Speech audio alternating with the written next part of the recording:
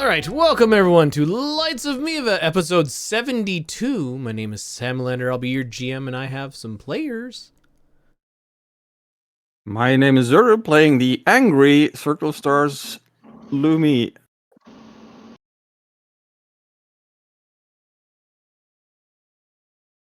Mia the Chew. Oh, I'm sorry. I always wait for Suda. Hi, hello, Mia. I play Beraald the Ranger, the oldest member of the party, and he has got a giant animal companion, raccoon named Lucy. Hello, I am Sadie. I am playing Zari, the Peacekeeper Barbarian this time, apparently. Hello, I'm Inter. I'm playing Criior the Monk. I'm Ashes, and I play Evercake the Wizard, who was emotionally calm. So last time, you guys came back from the Feywild, came up to a lovely mansion in the wilderness, and decided that it was too creepy to be real, and so you attacked it a bunch until you caused it to be to show off the fact that it in fact was a abomination, something like that, and you killed it. And that's pretty much what happened. Yep.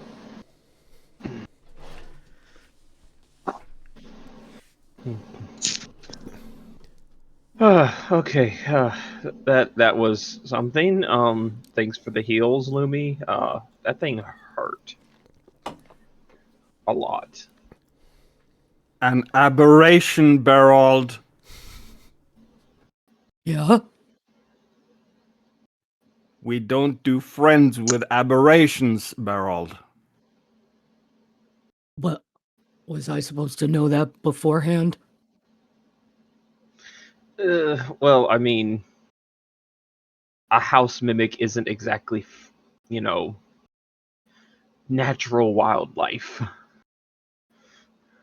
Yeah. I'm sorry, was it a bad thing that I tried to get it not to hurt us? You might have gotten it not hurt us, but what about the next person that wandered by? What about the next poor farmer that would have come upon this, and ooh, that's a nice place to stay the night because it's cold, and just gets nommed. I guess I'm a little confused. First of all, I don't think I've ever felt you be mad at me, and this is not fun. But also, you all did not hear it. I could hear it screaming. It just wanted to be left alone. Well, I mean, an ankhead screams and wants to be left alone too whenever we're hitting it, but it's still an ambush predator. I mean, all right. Now I'm gonna have to think about that the next time we come upon an unkeg. It makes a difference. I have a raccoon here who can talk to me. You all can't hear her talk usually. It makes a difference when you can hear them. Oh, yes, I agree, but also, like, this was a aberration, an unnatural creature. Like, I'm willing to skate by ankhegs because ankhegs will be ankhegs. This thing was an intelligent being that preyed on other. This was an intelligent being that preyed on someone's desperation. So, like, that's not cool. You know, that's fair. I'm wondering if in the grand scheme of things, if we all talk to aberrations more, maybe it would be different. But I hear you. all part of the same food chain. Let's go to Miiva. Okay. Yeah, humans cool, are Zer? definitely below the top tier food chain in this world. Sorry, Leopard, you were saying? Oh, I was like, Lumi, we good? We got it all out of our system, or do you need to like blast the sky some more?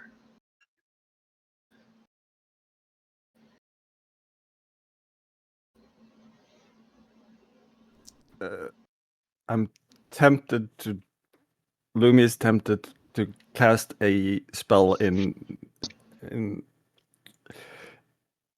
anger / retribution on Beraald. Doesn't do damage. It just would be fun for him, but not sure if I want to. Mia, the player, is absolutely fine with that. Just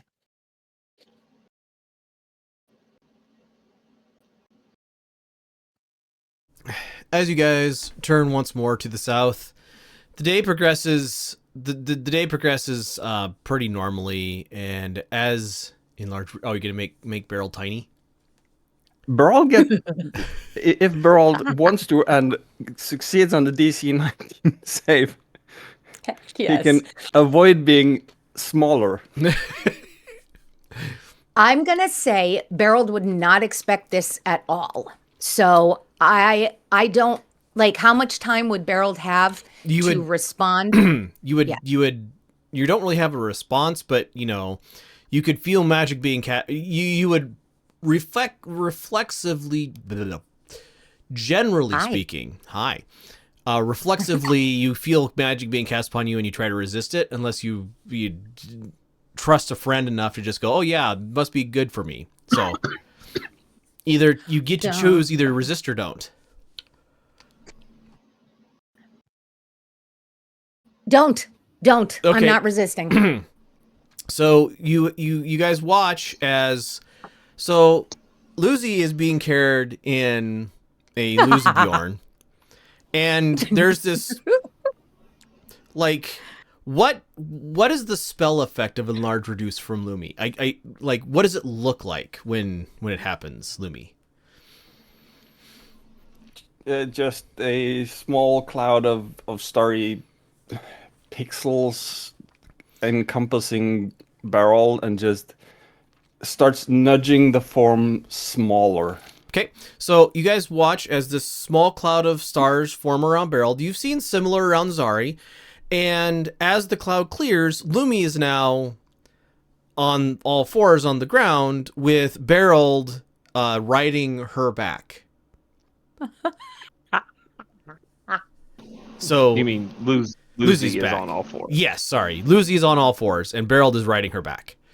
Oh, okay, all right. Sorry. Oh. What? Well, Lumi. This is not normal. Hi. Now we're good. Beraald. And he starts shuffling off. Is this what it like? Is this Beraald? Is this what it's like when you're carrying me around?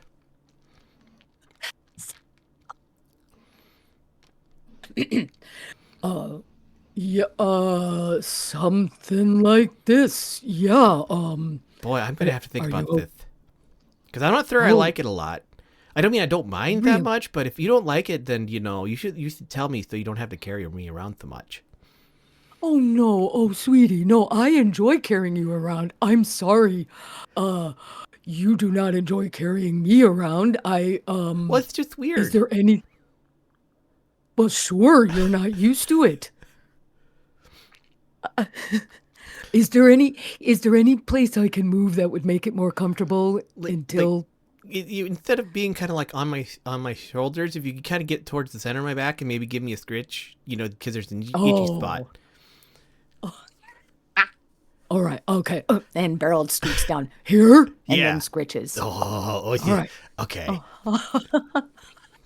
So as you guys are watching, Beraald like slides down to kind of get centered, more like riding a horse or whatever on Lucy's back, and then finds and starts scritching Lucy like right behind the shoulder blade, and now Lucy's like on 3 paws, and every once in a while the 4th paw like lifts up off the ground, and you get that dog kick. Easy, careful, Lucy. I don't want to fall off back here. And since the spell only lasts a minute, we'll grow again. Okay. And then how do you think that looks, Amalander? Oh, it's just you're on Lucy's back. And you're giving him a scritch, giving her a scritch, and then suddenly you're like lying on the ground next to Lucy as she's just continuing on, not really 100% noticing that you're no longer on top of her, and you're just kind of lying on the ground. Okay. I'll guess I gotta have a conversation with Luke. This is basically, I think, just Beraald thinking to himself, this was surprising, and it's surprising in a couple of different ways, and we need to have a conversation, basically. And it's just sort of talking about that, then just gets up, brushes himself off, and catches up to Lucy. And gives her he'll look down at her and tap his leg and just say, like, in a sort of, up? You want back up? No, that's okay. Okay. You're a good girl, Lucy. Thanks. As evening falls, it is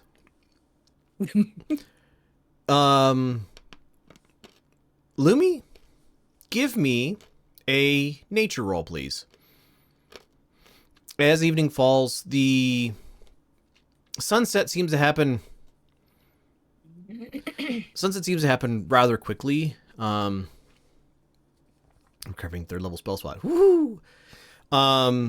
Nature, you said? Yes, please. Yep, that's okay. And it's not long until you guys find a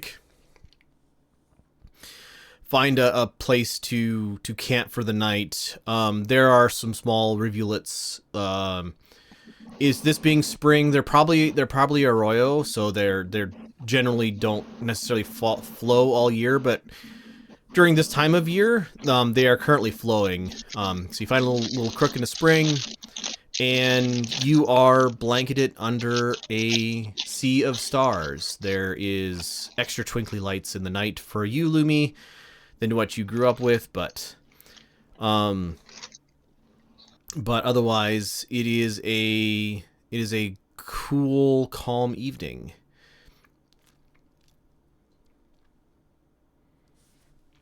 Oh, Lumi, you were going to check the stars and tell us what time of year it is. Make sure we didn't like jump. Yeah. Lumi will sit down, grab his shield, start etching a star map on its face, meanwhile doing the whatever calculations he needs to figure out as close as he can with what date or moon this is, month. Well, there's no moons, but you would be able to tell by which stars are in the sky at what point of the evening. So with just general knowledge, you would know that the date is not the day you left. You are pretty sure it's earlier in the year than when you left. And do you have what tool skills do you have? Cartographer's tools? Probably not useful. Herbalism kit? Also probably not useful. You don't have navigators. But nature, DCs in five increments of 5. The more 5s you get, the more specific you will get. 14. So that's 2 5s. I'm gonna wheel my own roll Go for it. because it secures me at least one more. Exactly. 2. It is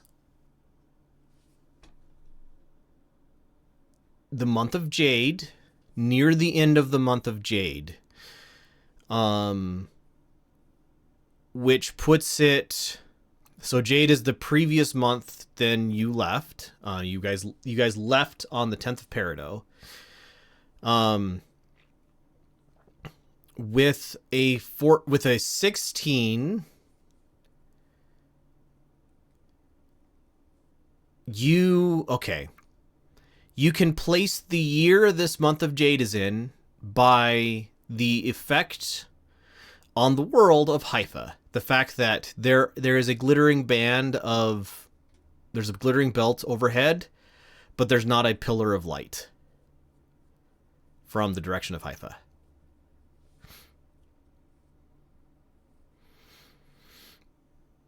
So you either gained an entire year less a month, or you lost an entire year, or nearly an entire year, or you gained a couple of weeks.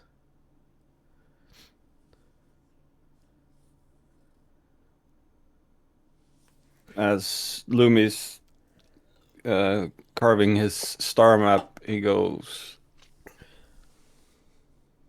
that thing's still there, so it's after the Haifa thing, but that thing isn't, and he points at the general direction of Haifa, as far as he can tell.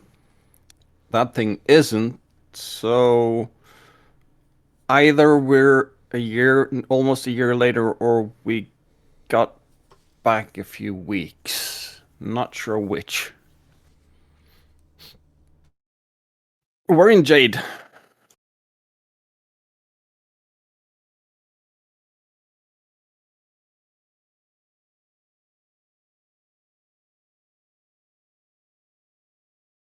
That's said to everyone.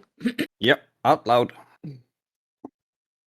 Mostly directed towards Zari, because Zari asked, but loud enough that anyone can hear. Okay.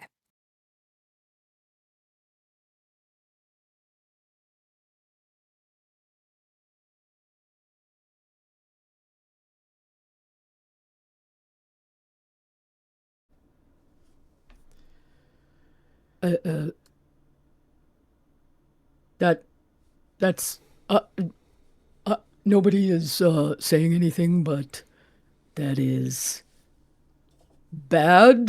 Yes. As I said, not sure if it's bad or not yet, because if we lost almost a year, it would be very bad. But if we got back to maybe 3 weeks, that would be good. So I'm not sure yet. And how do we find out? Find someone that hasn't been to the Feywild and ask them what date it is? What Get year it back to is? town and see if anyone missed us. Okay, that all makes sense. Or go back to town and ask ourselves.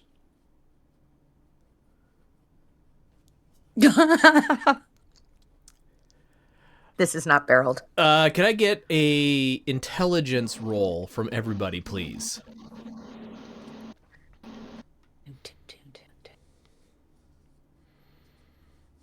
Oh no. Oh boy. Oh God. Oh boy.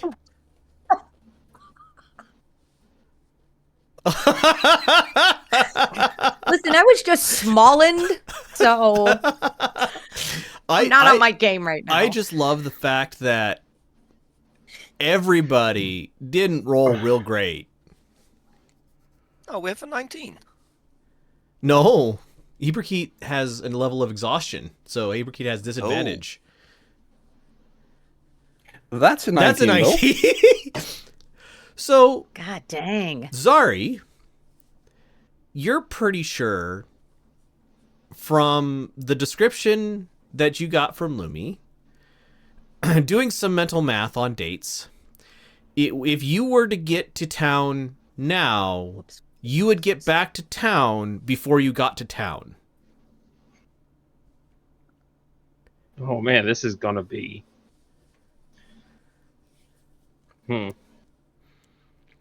This is gonna have some weird implications for time fuckery.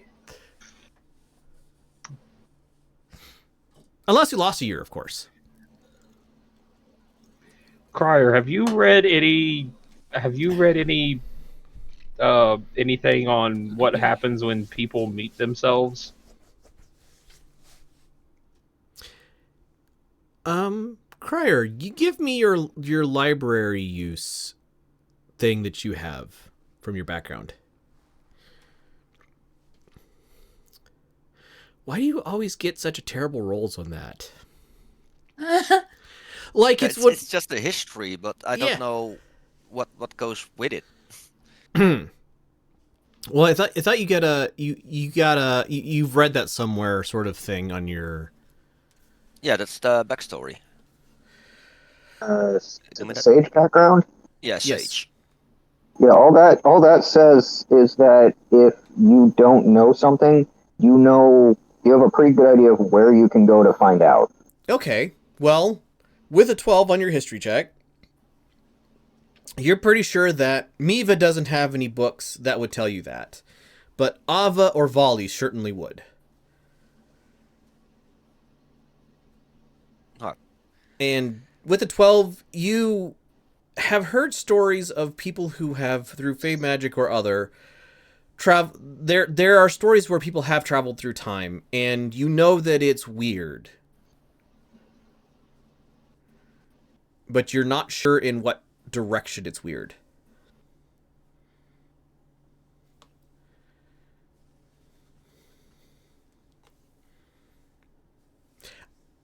I have the truth of how this world works, but you guys don't. Well, I guess we're gonna find out. I would just avoid ourselves. What happens if we return to town and bury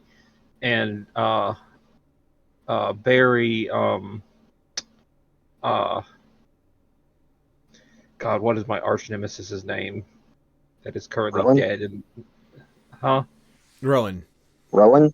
Rowan, yeah. What happens if we go to town, bury Rowan's body, and then ourselves come there later, expecting Rowan's body to be unburied? Well, the good thing There's a is... player who has a special interest in time travel paradoxes. That would be a paradox. The good thing is you guys carried Rowan's body back, so if you beat yourself back to town, you couldn't bury Rowan's body before that.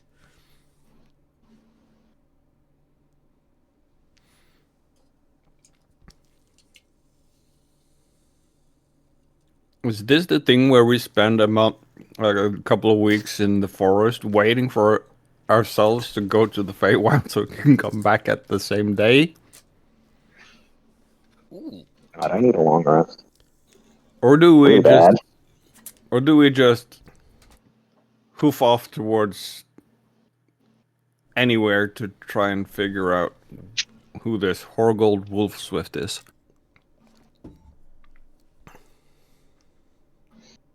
The safest thing to do is go to Aavaa, long rest there, and then go back to Miiva. And by then, enough time will pass that it doesn't matter. Correct. The math works. Oh.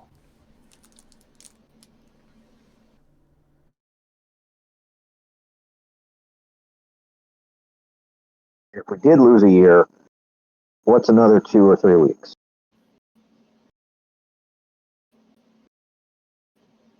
And we can confirm what year it is in Aavaa. And maybe find a book about what happens when you meet yourself in when you time travel through the Feywild. Alternately, I can just ask. Oh. Are we Okay. gonna meet ourselves if we go home? Within 7 days. Slamming that down. Sorry. It's not just a yes or no question, right? Or is it? Single question concerning a specific goal or event or activity to occur within 7 days. The DM offers a truthful reply. The reply might be a short phrase, a cryptic rhyme, or an omen. So no, it's just any question. Okay. Like augury, it has the cumulative chance of giving me a wrong answer the more I cast it between long rests. Right. But I've cast augury once and I haven't cast this yet between long rests. So this is you will get a truthful answer this time. Yes. So I will take the spirit of your question and not the specifically as I heard it. You think you get a bad omen about heading directly back to Miiva at this time. You had a bad feeling about that. Never tell her the odds.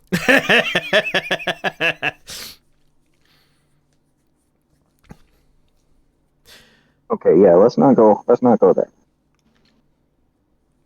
Well, onwards to Aavaa then.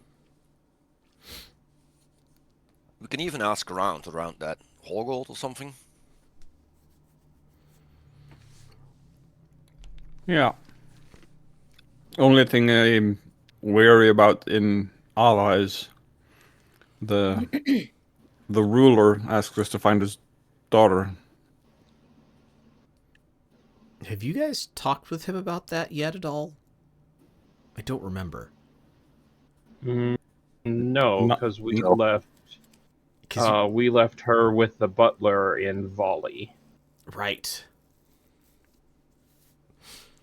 What are you guys talking about? Okay, so before you joined up,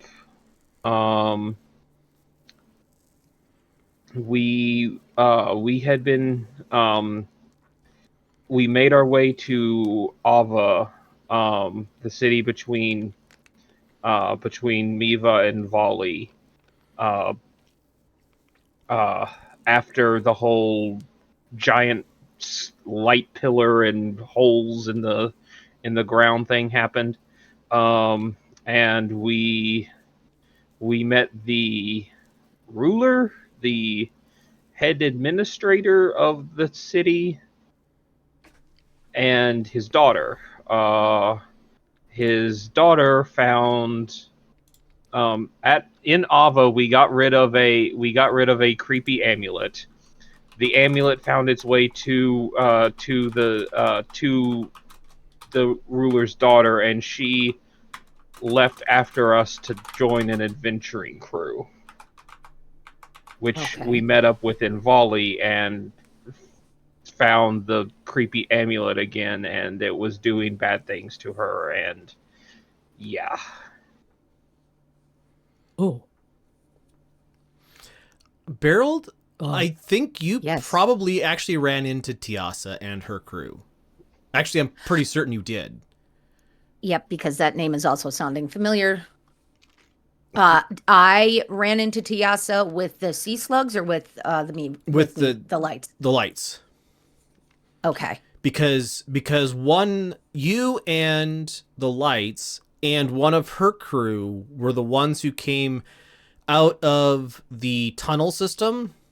Yeah. And ran into a dragon that Beraald was like, "There's a dragon here?" And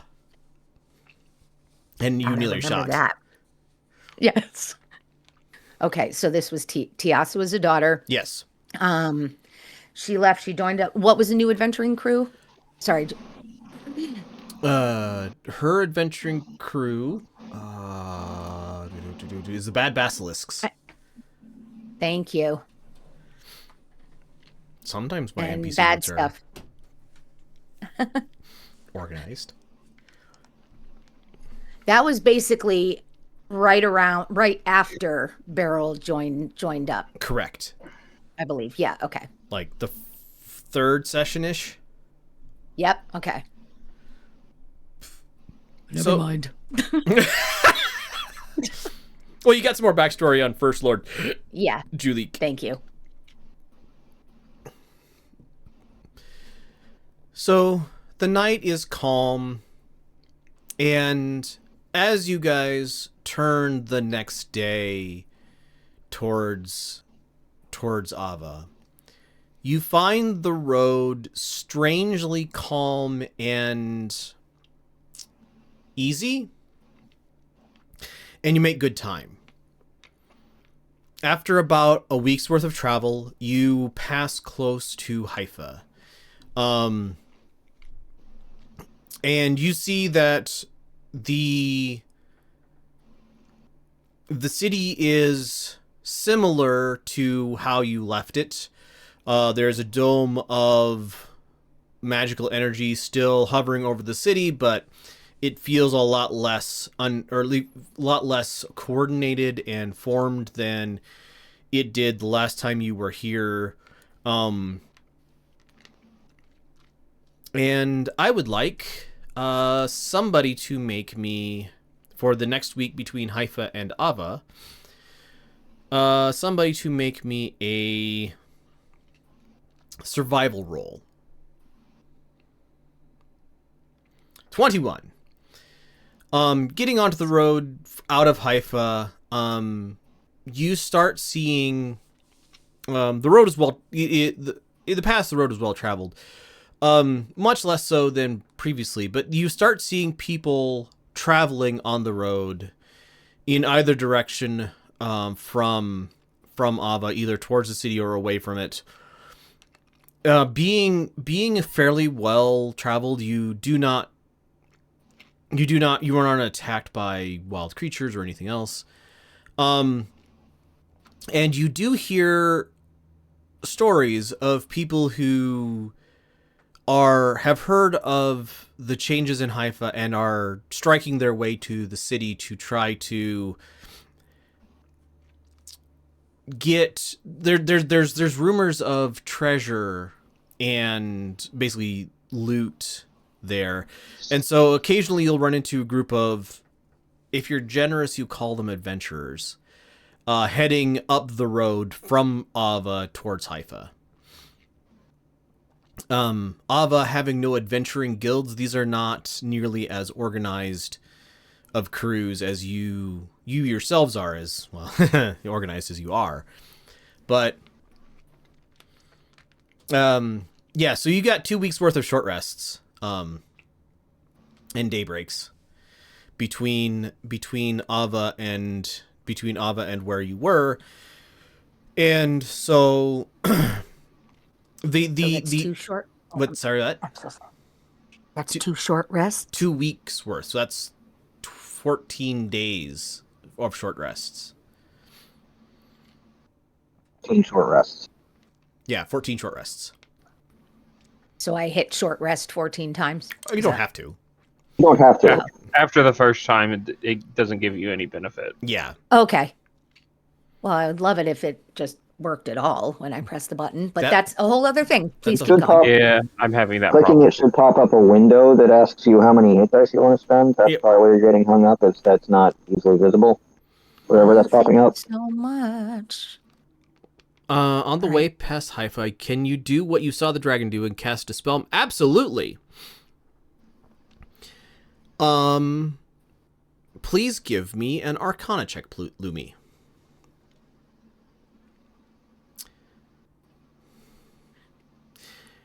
You cast a spell magic, and you can feel the casting take effect. And you can sense that if you could control it just a little better, you could get out of it more than what you get, which is a hand covered in rust.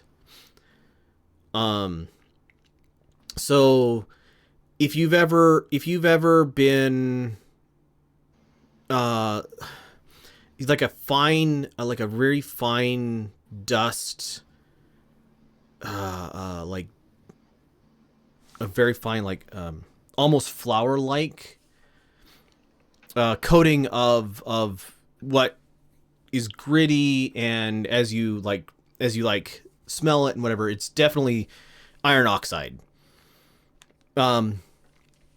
But you're unable to cause it to be in any useful form, and there is less dust here than you can, like, there's no good way to get it off your hand and into any container, so it's no real value. I would probably hint that maybe Ibrikit, which is the arcane one. I'm the nature one. Ibrikit's the arcane one. If she wants to give it a shot.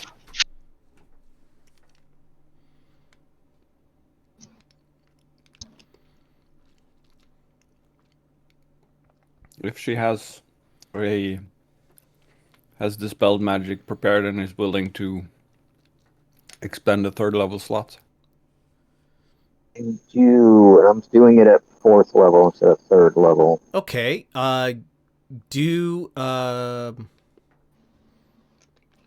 Roll me Arcana check and add a D4 to it, please. Also a D6 because I'm using wheel at the get-go. Okay, so add a D6 and a D4. 15. Use the wheel as me. 20. 4. 23.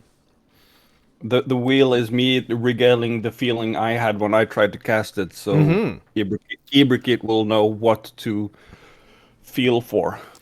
Ibrikit, you with a little bit of magical assistance from Lumi as he expends his wheel, and your increased spell casting level, you form your hand, you cast a spell magic, and you come back with a sphere of pure iron worth at least 1,000 brass. What?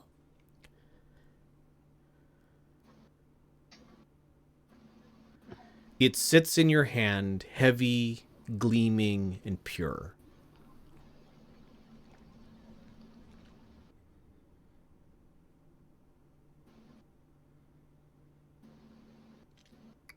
For players, it looks like a ball bearing. Sorry, what? It looks like a what? Oh. Sorry. Ashes? How much does something like that weigh? 1,000 brass? Well, math. It would be 10 coins. It's 10 coins worth each. It takes 100 coins to make a pound. So a tenth of a pound? Yeah, so a tenth of a pound.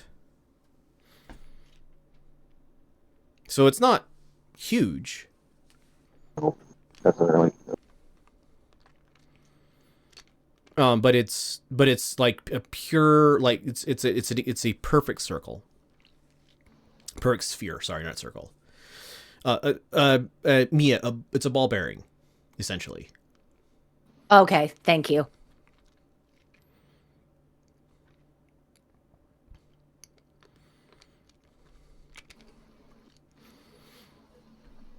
So I wonder if we could find that weird rock that had all that like purified, solidified iron on it, where we fought that weird slime thing. You want to go into the city again? I don't know. There's no portal anymore, so unless the portal's still there. Is it that far back? I forget. So that there's no longer a pillar of light coming out of the city, so you guys have closed the portal. Okay.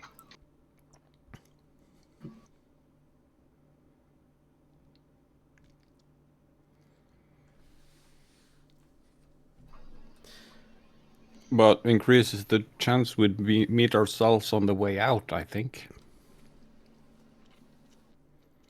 And Lumi would be smart enough that if we were afraid that we would meet ourselves, he would lead try to nudge people in the complete different direction of where we had the base and the escape ropes. Okay. Yeah, it probably isn't worth it. We can come back later. Yeah, we come across this again when we leave from Aavaa. Well, or we teleport from Aavaa to Miiva with the Also possible. circle. So, but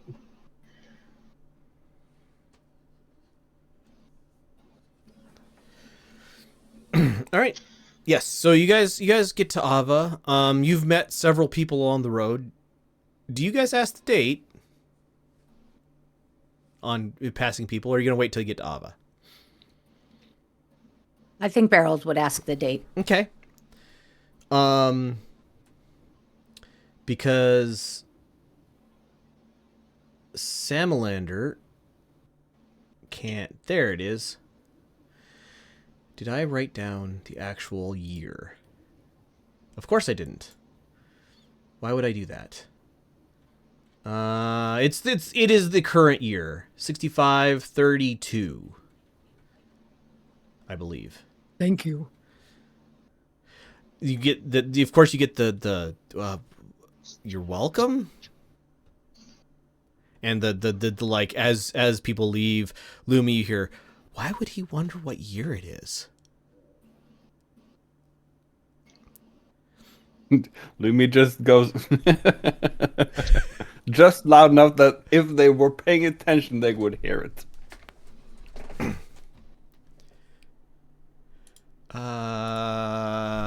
They don't seem to notice. All right, you guys arrive at the city of Aavaa. It is daytime. It's been a while since you've been here last. As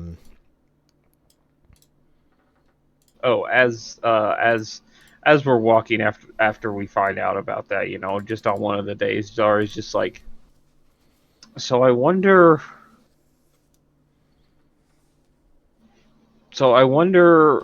how the fairy ring worked. Does it take you back a specific amount of days, or does it take you to a specific day?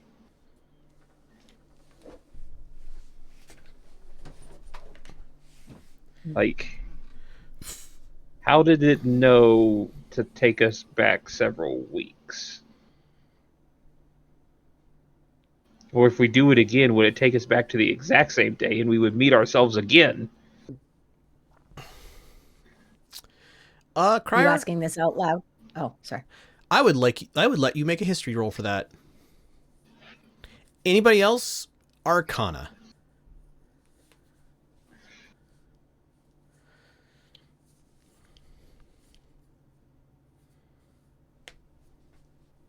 Oh no, not me. With a 15, both of you have read conflicting answers to that question. Some things say that a specific fairy ring will take you a specific distance in time. Other ones have said that it is more based on like, not like a specific amount of time, but like a spiritual distance from one place to another, and time is related to that. And others say that the Fae just like messing with people and putting them 100 years after they were born just to see what happens to them. The Fae is weird and cannot be trusted, so don't mess around with fairy rings too much. I feel like at this point, if Suda was here, she would comment. something something. The Fae is awesome. Something something. Mom is great. Mom is great. Yeah.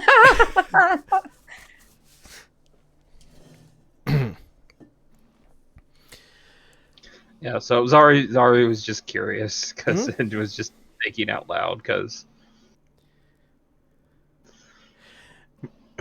As you guys get into the city, always mess around with fairy rings. That seems perfectly reasonable, Suda. As you guys get into the city, you are once again asked to come off to the side so that your weapons can be peace-tied. And about the time that you have that process complete and are walking out of the gate into the city itself, you see a messenger like sprinting up the street at the gates. Peace time. Okay, so yes. So what it is a magical length of string that you can break if you were to like pull at your weapon to unlock it from its sheath or whatever. It can be broken, but you are told that if you break the string in order to draw your weapon, then the guards will know and it will respond. There will be a guard response. Yeah. Okay. We had to do it when evil creatures started falling from the sky, and we were all good on that case. So it's in matters of self-defense, you're fine. Okay. But like your bow is unstrung, and then the string is tied in such a way that you can't restring your bow without breaking the peace tie, that sort of thing. PIED, like peace. It's fine. It's fine. PEACE. Yeah, tied. Yeah, tied. Yep. Thank you. Shields also tied to their mounting systems. Shields are defensive, generally speaking, unless you have like a big spike on it. They're probably not gonna peace tie your shield. Oh, good. Which makes the fact that I made my shield an actual spellcasting focus for the Circle of Stars Druid thing a good thing. Yeah, being like, it is acknowledged that peace tying weapons is more of a, like, you can't stop wizards from casting spells or warlocks from doing warlock things or whatever, but there aren't as many wizards and warlocks in this world as there are, people who have a big hammer. And wizards and warlocks, generally speaking, are less likely to start a street brawl than people who have a big hammer. And I guess they've never heard of Captain Volley. Also, my main, in quotation marks, weapon is technically a herbalist's tool. It's a sickle. Yep. Ooh. Oh, would they consider... Actually, I think they would have peace-tied that because you don't look like a farmer. That's fair. How dare you? I smell of herbs. I've got tea out the wazoo in my pack. Yeah, but you've also got a shield. And you're traveling with a bunch of heavily armed people. And heavily armed people. And armor. Yeah. What? Who uses armor? So that's right. I don't think any of us but Lumi carry armor. Beraald has armor. Right. Yeah. Or at least had armor. I wear armor now, but I'm not wearing armor right now. Right. Because we just kind of got pulled into the Feywild, and I wasn't prepared for adventuring. I was in town hanging out mode. Oh, that's right. I've got is a dagger, my spell book, my component pouch, and my money pouch. All the equipment I have on me. Sorry. Go ahead. No, no, I'm sorry. And I'm sorry to have to ask this. Was there a point where my leather armor got burned off of me? Yeah, with fighting the ooze in the basement. I thought you Yeah. had a chance to You had to buy. replace that. Yeah, you had a chance to get replacement while you were Okay, in all right. Miiva. Okay, all right. Then I am recalling that now. Okay. My short sword of warning. Mm-hmm. That is going to be considered a sword because it Mhm. it is a weapon. It's not just a tool. Correct. Yep. Yeah. Your short sword of Tables warning, your too. bow, your long swords, your Beraald your walking arsenal. So they Oh. they take some time to like go through your stuff and tie everything up. Can we say that Lucy gets nervous that they are going to remove any licorice he has on him? Like as they're going sort of through his inventory, Yep. like just going through his, I'm imagining them going through his pockets. I don't know, patting him down, whatever. Right. That she sees that and gets worried.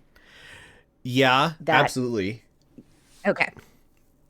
I don't know that that's it's I just like that as a piece of flavor. Mm-hmm.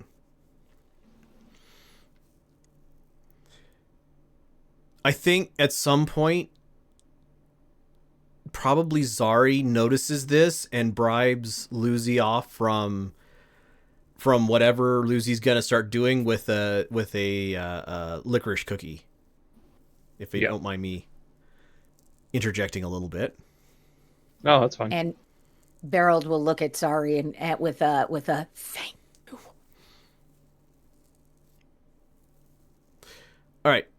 So you guys are let into town. You start walking down the street. There is probably 14-ish year old. It's a little hard to tell because they're wearing a page uniform, but probably girl, Fayan, just like sprinting up the street towards this guardhouse as you guys walk out and walk past. A recognizable face? Don't think so. Okay. Just curious because Lumi probably saw a couple people off in the backgrounds. But yeah. Let's Just turn his head and go quizzically look after that page running by. let's find a place to stay for a week and lay low a bit. Get some trainings done. Where did we stay? Oh, we stayed with her last time. Yes, we need an inn this time. The last time you stayed in town, you started at Aavaa. There we go. Find the right city, Sam. The Old Crow Tavern. But there are dozens to hundreds of taverns and inns in this town. It's a pretty big city.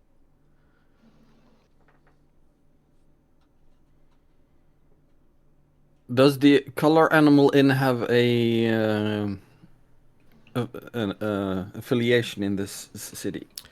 I mean, there's a Color Animal Inn, even if there aren't official franchises. Color.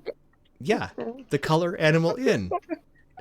Okay, so you guys, as you're walking down the street, Lumi spots a Color Animal Inn. So what this is for Beraald, who hasn't run into this necessarily before, it is a picture usually of a mythical creature like a griffin or a thing that is just like a coloring book outline that's hanging on the sign. And as you guys head into this inn and bar, on the main floor, on the ground floor, there is tables and stuff set up just like you would normally see. And on each table, in each sitting position, there is a piece of really cheap paper, parchment that has printed on it a bunch of mythical creatures, and in the center are a bunch of wax pencils of different colors.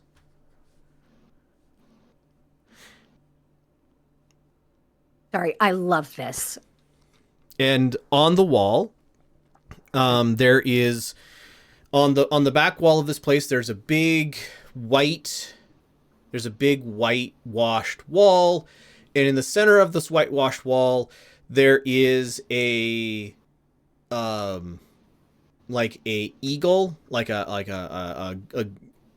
it's just the outline, and underneath the eagle there are several big pots of paint.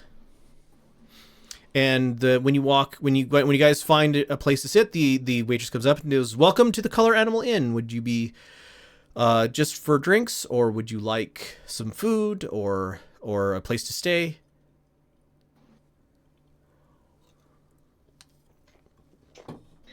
We'd like a couple of rooms, yes. Ah, okay. How long will you be staying with us? Do you have enough space for about a week, maybe? Of course. Looking at your group, she goes, 2, 3, 4 rooms? 5, 6? Probably 3 would do. 3 rooms for a week. All right.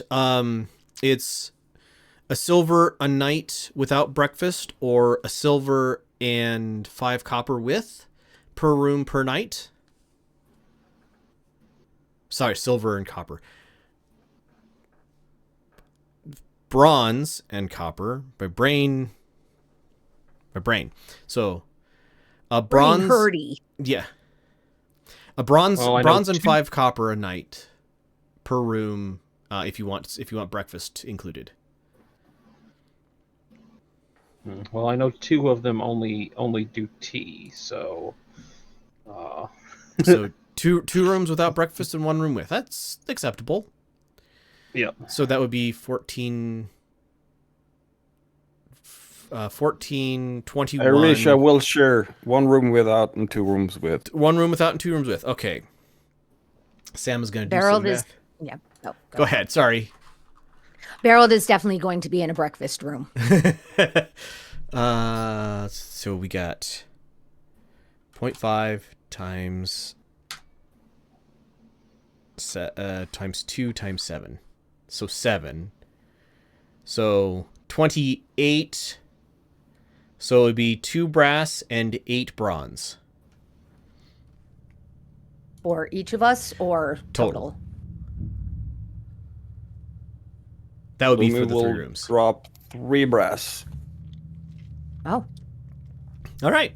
I'll come back with some ale and some keys. Feel free to color your animal in. She bustles off. Ah, I get it.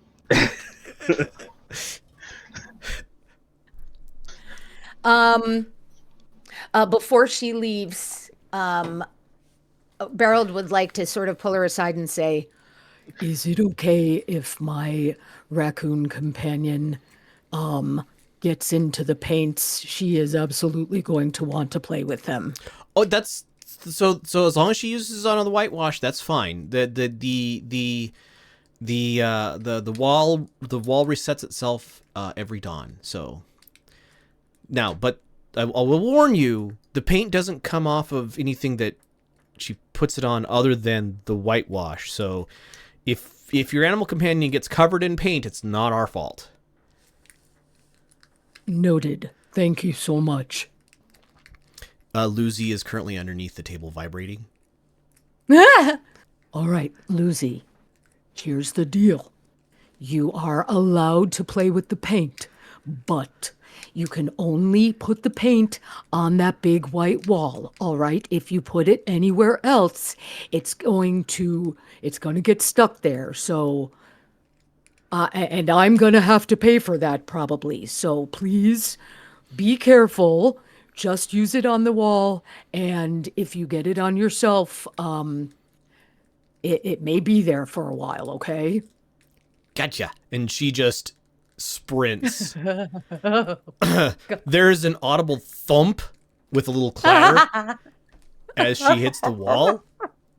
And then she's up on 2 hind legs, got 2 paws into a bucket of paint. She kind of rears back up, like looks at her paws, rubs 1 paw across her face, leaving a streak of blue paint, and then it's just paw prints all over the whitewash. I would like a raccoon and finger paints immediately in my life right now, please.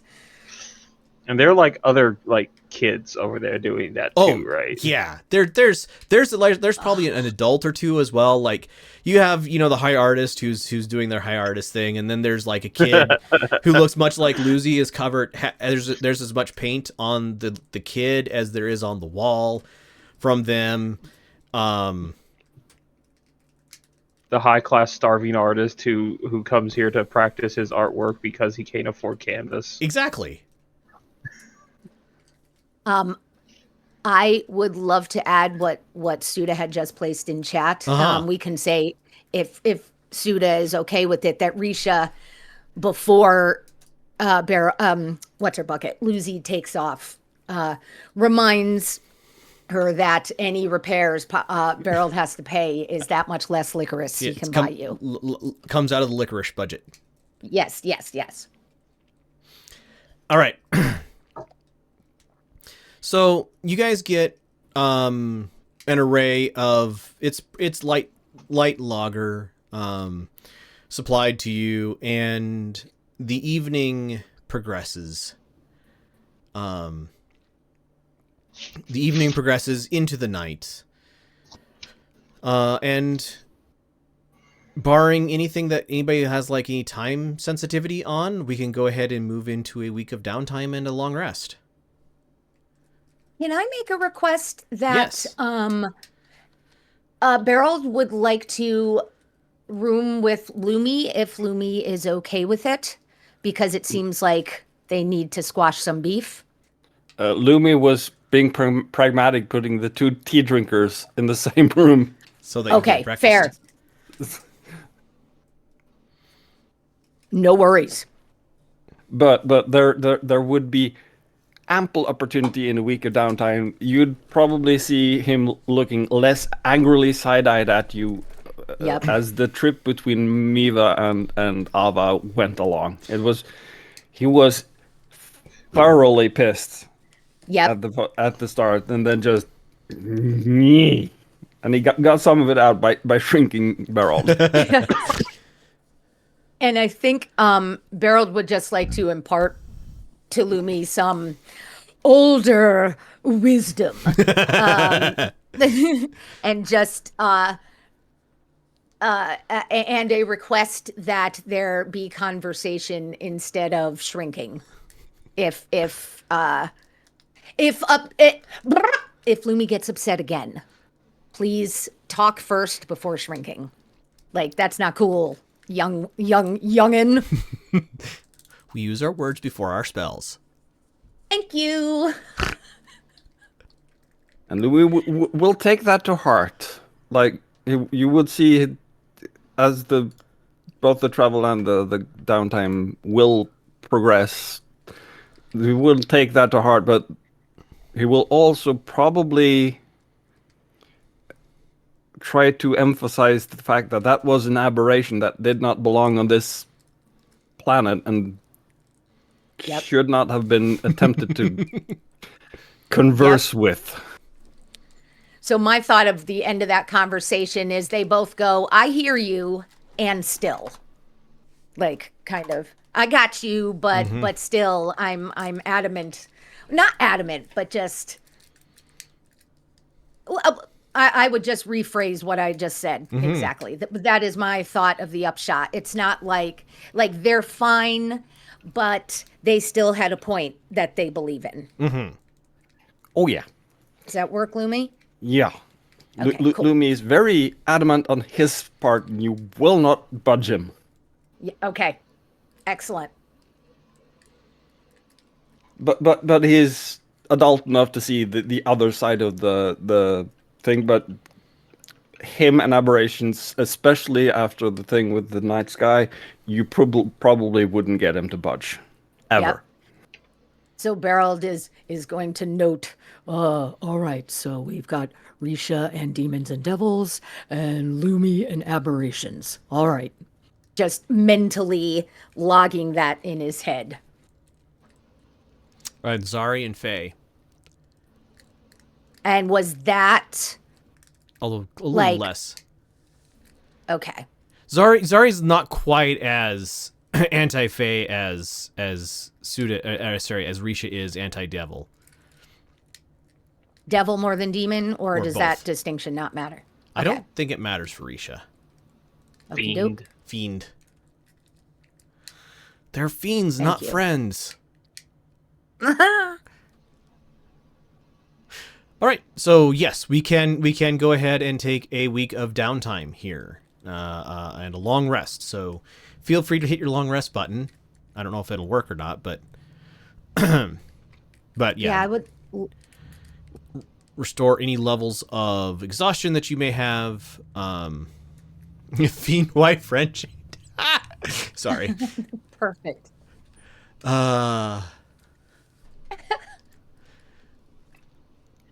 Any levels of exhaustion you might have, because it's been an easy trip. I'll let you do more than just a single level for a long rest. And then we have a week that you guys can spend in a major city for downtime.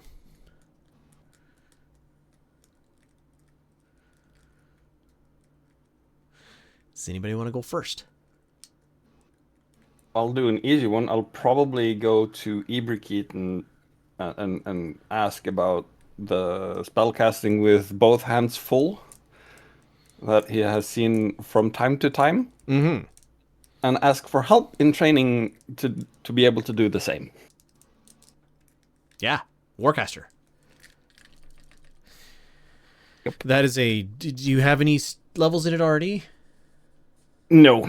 Okay. I went into... I overspent on a feat last time that got Riisha a pie in her next thing, I think. Downtime rules.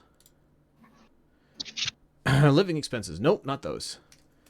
Project clocks. Standard difficulty. DC 10, 4 segments.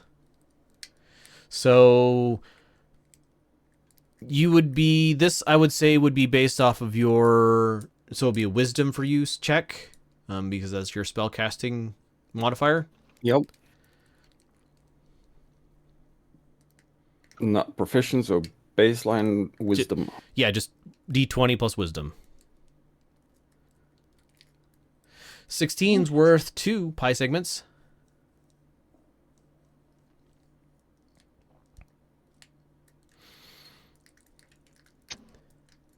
Yeah, I was contemplating doing a wheel, but I don't have hopes that I'll pick up a 4 Four more? or greater on the or on the die. So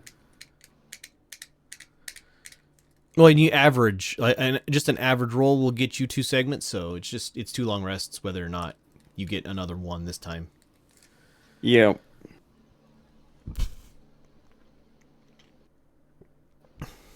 All right. Anybody else would like to go?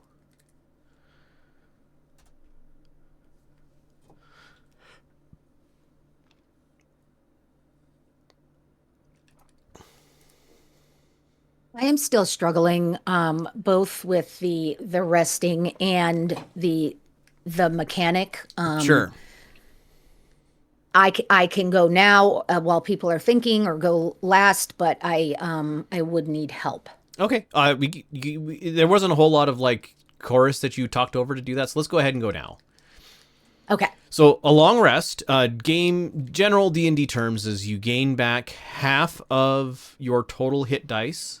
So if you have spent less than half of your hit dice, then you get back up to full. You regain all HP, all spell levels, and and recover exhaustion.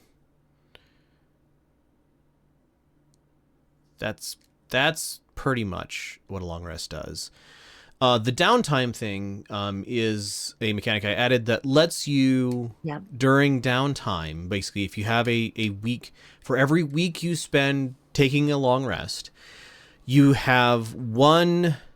can do one activity that takes more time than you could get when you're like out adventuring. So you could try to learn how to use some new ability. That's training a feat from the feats list. You could go seek magical or mundane but expensive equipment if you wanted to buy something that's not like just, arrows from your local arrow selling place, right? You could let's see. Yeah, so you basically you could do a project which is trying to find something or trying to train a feat. Can that be like flavor, or is that strictly mechanical?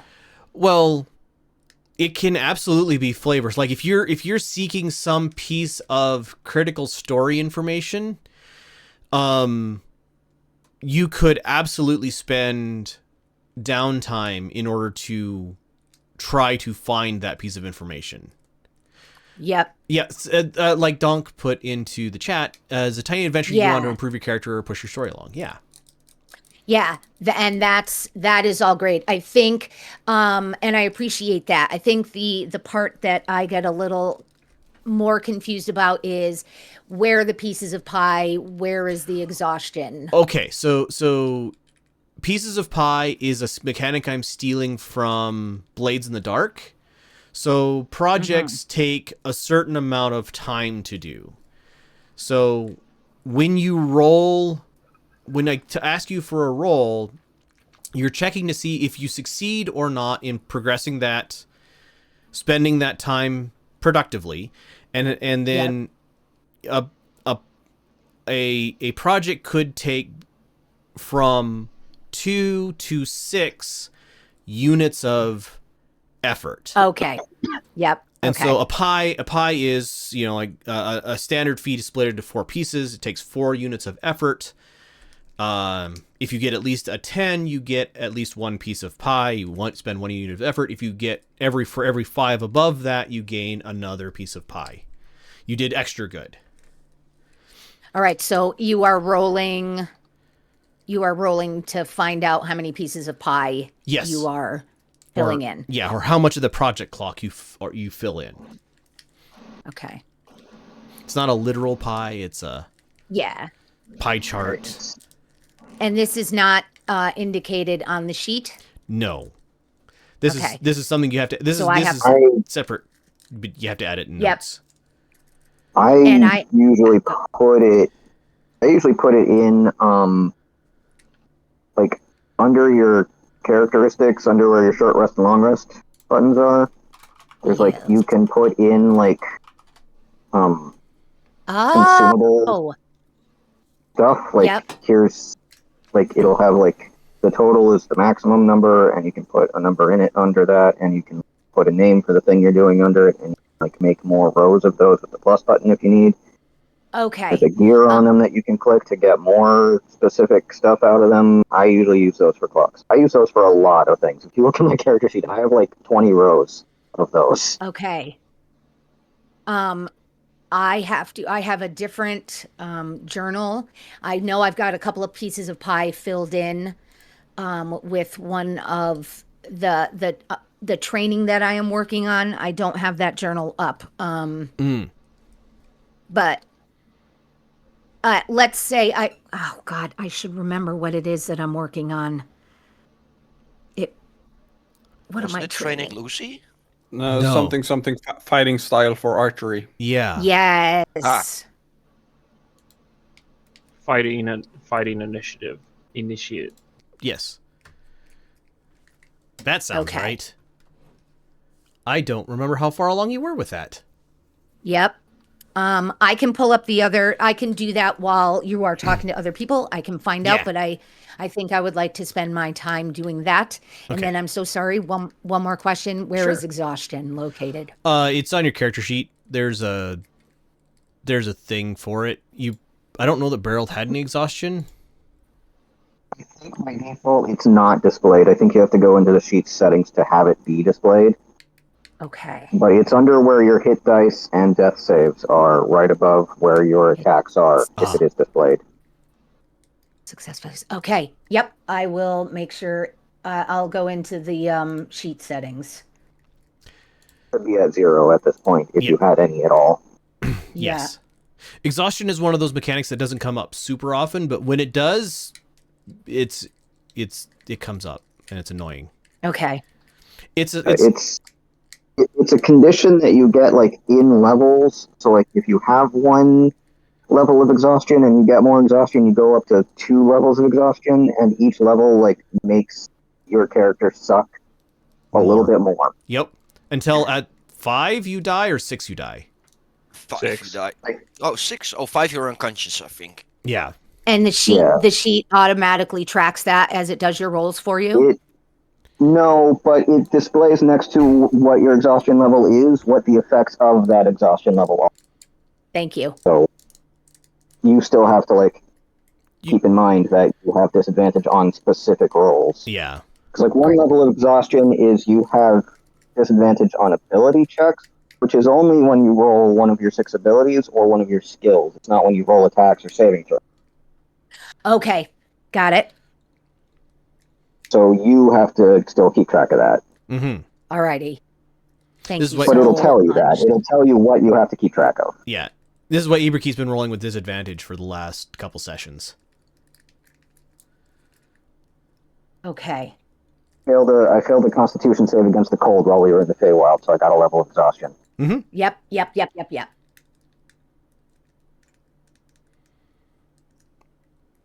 All right. Well, while Mia's looking up information for Beraald, Lefford? Let's see. Let's pull up the dice here. I am training Keenness of the Stone Giant currently. I'm at 3 out of 4 slices. Okay. So it's. Do you remember what you've been rolling? D20 roll and Constitution? Yeah, it sounds about right. So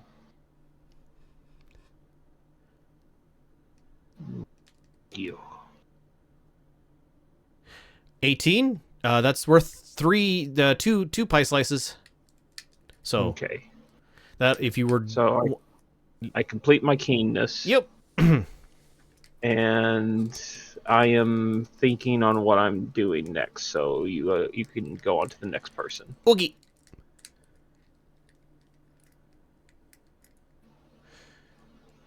Ashes, does Ibrahim want to train something? I'm looking through spells and feats because I wasn't prepared for downtime. Fair enough. I also but the more I look through, the more I think, while I'm in a bigger city than Miiva, I do actually just want to do research on those god statues, how to get to where they are, and what to do about waking one up. Please roll me your best intelligence-based skill. Investigation, I think? So, no, I'm not trained in it. I don't have investigation proficiency, but my Dragon Mark gives me a plus 1d4 to investigation. Even then, my Arcana and History are plus 9, so even the 1d4 is going to make it at best plus 9. So Arcana or History are my best. So I would say History. If you had Religion, it would be even better, but History is, of those skills, the most apropos. Personally, I'm also not proficient in Religion. Unfortunately. 21. As a cleric. Yes. As a cleric, you are not proficient. Well, you just picked up cleric recently, so you haven't had time to train it. Yeah. Ooh, I should let you guys train more proficiencies. Or no, you can train a feat that gives you proficiencies. Yeah. There's actually two different feats. There's one that gives you proficiencies, and there's one that gives you fewer proficiencies, but also an expertise. Yes. So, With a 21 in history,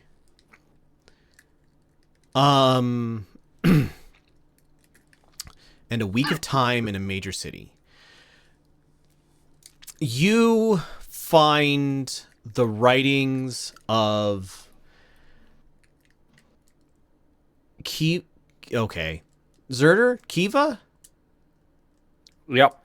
Kiva the Kobold. She is a paladin of Emberthorn. There is a lot here about how weird it is to be a paladin of your brother, the god. But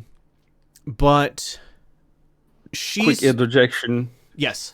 Being the paladin of your brother, the god, when previously you were a paladin of some completely different god. Right. So there's a fair amount of that, but in her journals, she talks about traveling with a group of people who went to she's not sure if it's a nexus or it's not really a plane as you understand it.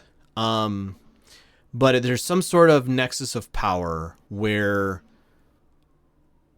it's like that center point in... Sorry if you guys can hear a siren. Apparently there's a ambulance going by. Got it. There is a nexus point in the powers of the gods where all of the gods intersect.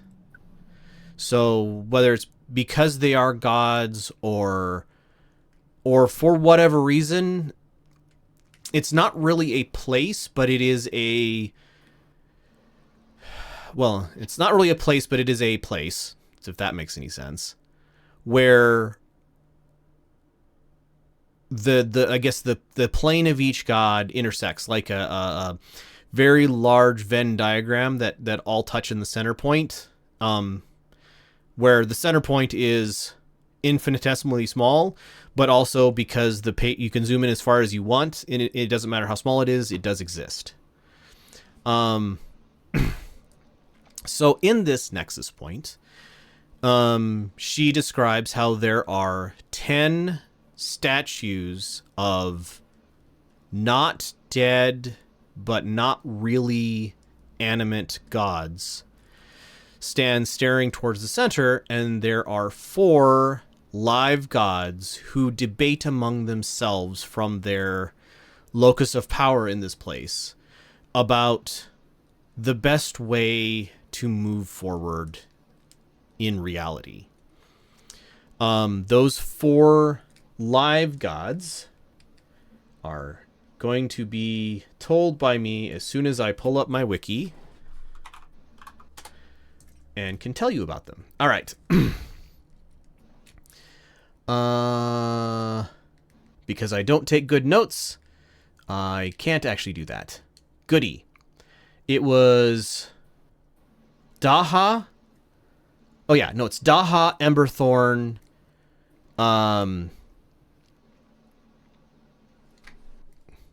My brain refuses. There we go. Daha, Emberthorn, Adnan, and Ra'ad. So Daha is bad guy. Yeah. So Daha is the month of Emerald, the first month of spring. Emberthorn is magical ruby, first month of summer. Adnan is the month of Jet, the last month of winter. Not really. The month between winter and spring. And Ra'ad is Snowflake Obsidian, who you are fairly familiar with. Oh no. Well, that happened. Anyway, continuing on. So those four have debates amongst themselves in that place about the best way to move forward, and Kiva has some debates about what makes a god, and there is a certain undercurrent to her that says you are not a god if you do not intersect this location, and if you intersect this location, then you are a god. She knows that her traveling companions spent some amount of not time there, and she said that is as confusing as it sounds.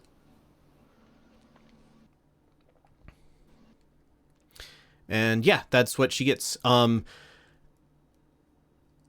This book was in a library. You think if you have it, you could get more information from it, because you only had a week to like read it through and like study it, and it was enough time to read it through once, but not really like get in deep. And this is a translation into Feyan. What is Kiva's first language Kobold? Me asking Surtur.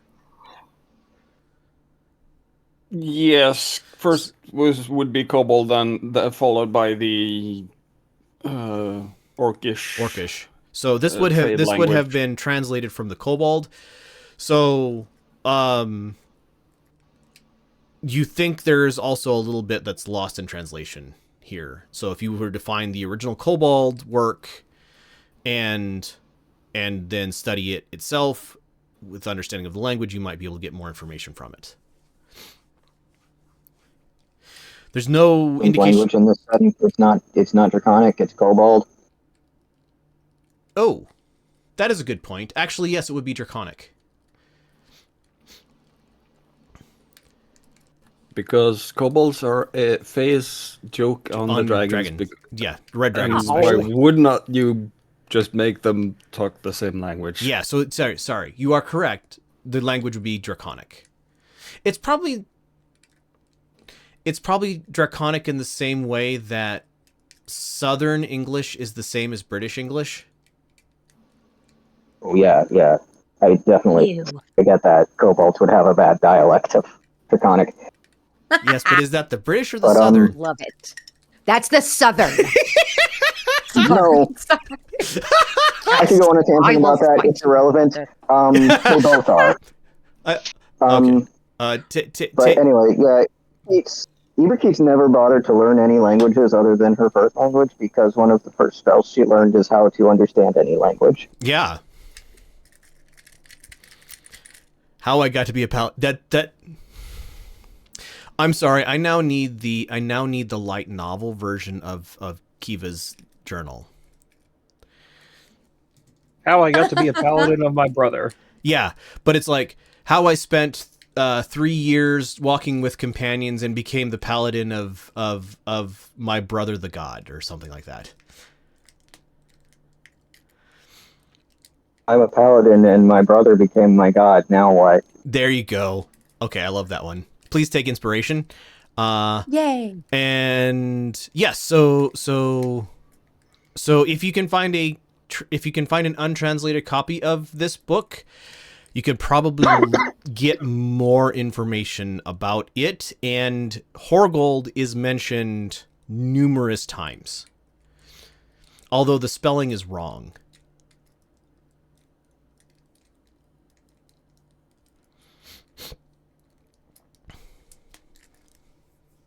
Do you think it's a bad translation? Well, not a good translation of his name, at least. So can I look around for like booksellers or whatnot to like absolutely maybe source a copy of that? As with a 21 in history for this, yeah, so this would be in the original Draconic. It would probably be on the order of 4 or 5 brass. Translated copies would be a little bit more.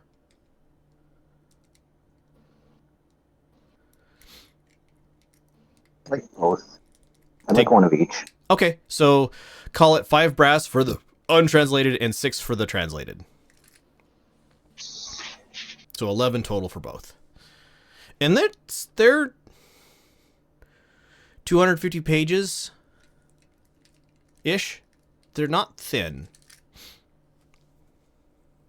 First, we have some homework to do. Yeah, but now I can do it at my leisure. Exactly. Carry it with you. No. Except has to write the book still. Yeah, so by next session, Zerder, I would like a 250-page essay. No. I'm joking. I got mine figured out. You made Iberkeet, if you think you can use, if you are seeking information based on something that might be found in one of these books, you can take advantage on that roll. Okay. And that might include trying to track Horgold down. All right. Who's next? I got mine picked out. What's that? I started with Charger.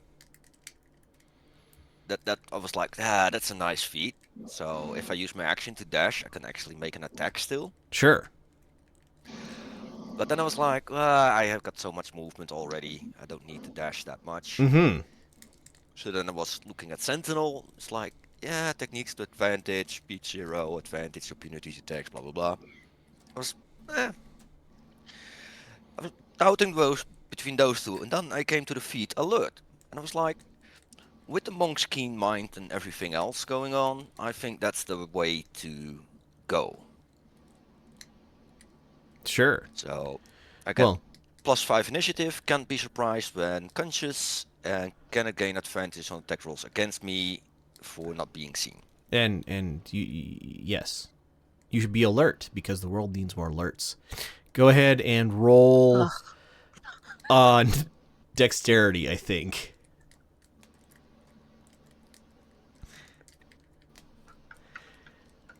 That's acrobatics, not dexterity. That's a dexterity-based skill. Yeah, but I'm just straight dexterity, not a skill. Okay. With an 8, you spend a week training, but are unable to make any progress on making yourself more alert. So you started it, but you haven't completed any pies. How many? 4? 4. Okay. Iberkeet, yeah, just whatever you think is fair, because you're in a big city, so it's not terribly expensive. Yeah, default shopping is included. Yeah, 100%. And just picture Criior training to be alert, and then a bird version of Lumi just sitting on his shoulder, pecking at him, flying off. Scaring the hell out of me. Yeah, trying to surprise you and succeeding. All right, Beraald, did you find your information? I did. I found Training Fighting Initiate. It has 4 pieces of pie, and I believe it looked like I had used one, and another one went to Edvard. So, I'm not sure. That's as much I as think the other one to got. Edvard was you getting your bow from him. So I think that indicates to me, and if this seems fair, I'll go with it. You have one piece full on that pie. That is what I think. Yeah. So then I would like to do another piece. Okay. Roll. You fighting initiative bow use, whatever it is. Yeah. So make an attack roll with your ranged skill. Okay. 1 sec. Let me get the sheet back up. So it'd be D20 plus proficiency plus dexterity.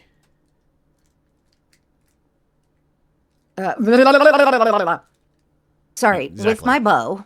Not with your bow, with your range skill. So be D20 plus proficiency plus dexterity. Oh, okay.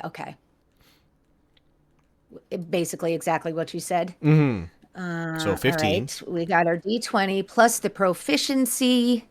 It's 4. And my dex is 3. So 15 and 7, that's 22. Okay, so that's 15, 10, 15, 20. That's 3 more pie pieces. So yes, you finish training the skill. Feat. Awesome. Okay, great. Thank you. Mm-hmm. So add that to your sheet. Yeah. Zari, did you go yet? Yes. Okay. I finished my keenness of mind, and I have selected the skilled feat, training, performance, stealth, and leatherworking tools. Neat. So, as you guys round on, so it's been 21 days. I can math from. Can I math? No, I can't. So it's the 24th of Jade to, so 4 more would be the 28th of Jade, plus, so that would leave 17 more days. So it would be the 17th of Peridot. As you guys are gathering up, having your tea and beer. Actually, this would be the 18th of Peridot. Having your tea and beer and breakfast in the morning of the 18th of Peridot. A person in a page's outfit. This is a probably, I don't know, 16-year-old boy who's currently trying to grow his first beard and failing. Enters into the Color Animal Inn and looks around, and then hands the barkeep who's just kind of, doing his breakfast stuff, hands him a poster and says, "Please hang this up somewhere visible." And the page then leaves, and the barkeep looks at the poster, kind of screws up his face, and then walks over to the table and lays it on the table, says, "These guys look like you." And on the poster is a thing saying, "The Lights of Miiva Adventuring Group is requested to visit First Lord Jalik at the castle at their earliest convenience." Yeah. And that is where we'll go ahead and end it for the day. So thank you to my players for playing. Thank you to everybody for watching. It's been great having you here. Bye.